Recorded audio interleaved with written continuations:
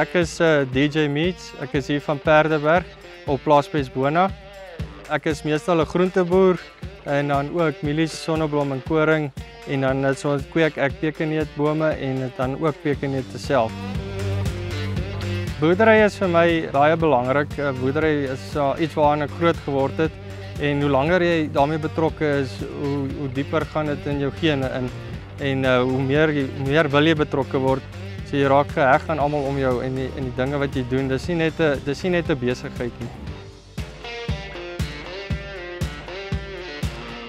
Ek voel is baie belangrik vir ons toekoms vorentoe omdat ons so baie uitdagings het die laaste tyd en daar's soveel nuwe dinge wat oor ons pad kom vandag se tyd wat ons moet betrokke wees daarbey sodat ons die nodige inligting kan kry. So ek voel die manne moet maar betrokke raak en dis vir die vooruitgang vir ons boerderye en ons almal wat betrokke is in die boerdery. Ek bedoel dis nie net die boerderye wat swaar kry nie, dis almal wat die boerdery ondersteun wat ook gaan swaar kry as die dinge nie lekker is nie.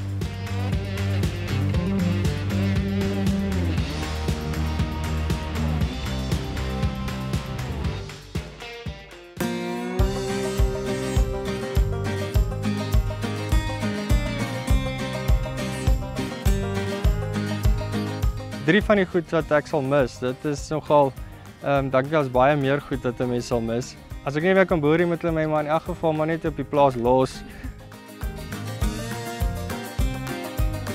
As ek nie self kan boer nie, sal ek dit maar baie mis, die stilte oor naweke, die bedrywigheid en dan ook maar die vryheid wat jy het. Jy het tot 'n mate redelik baie vryheid op die plaas en jy kan doen waarvan jy hou en doen waarvoor jy geniet. Jy kan besluit wat jy wil plant.